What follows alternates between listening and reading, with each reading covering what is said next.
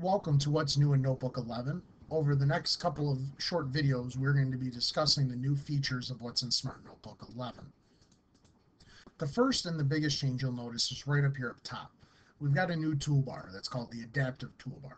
The reason it's called the Adaptive Toolbar, you'll notice over here as we click on our tools, as we pick on different things like shapes, lines, this keeps changing and it adapts to what it is that you're trying to work with, but more on that in a few minutes. The different parts that we have up here, the first part over here is actions.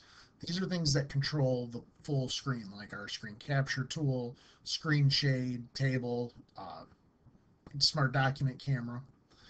You'll notice this next section, this is only going to be here if you have smart math tools or you have smart response installed. If you do not have either one of those installed, you will not see this. The next part is our tools. These are things that we're going to be working with on the actual notebook page.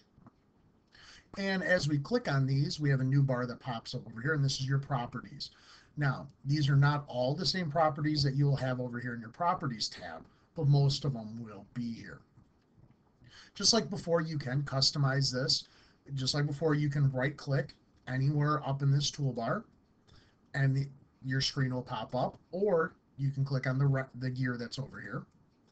And you'll notice now that these are split up in actions and tools. That's why it's important to know that these are your actions and these are your tools, because you'll notice now that I'm on the actions tab that this is grayed out. If I were to click on my tools, my actions gray out and my tools are highlighted. Just like before, I can drag and drop. But you'll notice, let's say I want to use this highlighter. If I come over here and I come in between any group on the vertical, it makes a big button. I'll pull that out. But now if I come and I go over any individual box, it only does, it creates another small box. So you can make them either big or small depending on how much you want to use those for. I'm going to go ahead and reset this and click done. Our next thing to our toolbar is the text tools.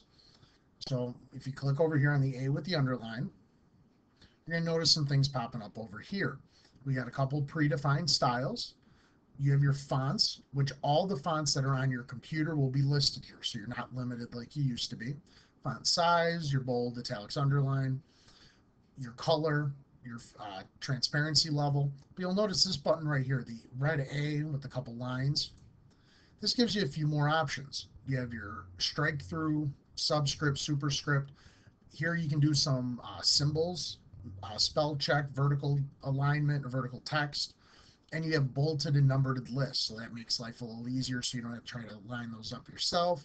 Decrease and increase indent.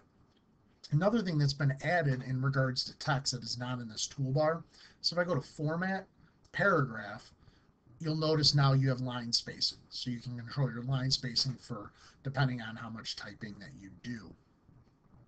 Another thing to talk about here with the tools that's a little different is a new pen. It's called the Crayon. The Crayon Pen, it's just like you would think it is. So I'm going to go here and click on my pen. Then I'm going to come here to the big pen tool. I get to select what type of pen I want to work with. In this case, I'm going to come down here to my crayon. And then I can pick my color, stuff of that nature. So let's say green, and I'm going to write my name. So you'll notice it looks just like a crayon. And just like with the regular crayon, if I go over a space more and more, it darkens up, just like a crayon would. So you might not want to use this necessarily for writing, but it would be handy for shading. So for example here, I'm going to go ahead and just draw a quick circle. And because I have math tools installed, I'm going to break this up into 4 spaces. And let's say I'm talking about I want to shade 1/2 of this in purple. I can shade there, and let's say I want to do 1/4 in orange. So you're not filling it in all together, but you kind of get a cool look with the crayon where you don't necessarily have to fill it all the way in, but still get a look for it. So that's the end of video 1, and we'll continue on with some more tools here with video 2.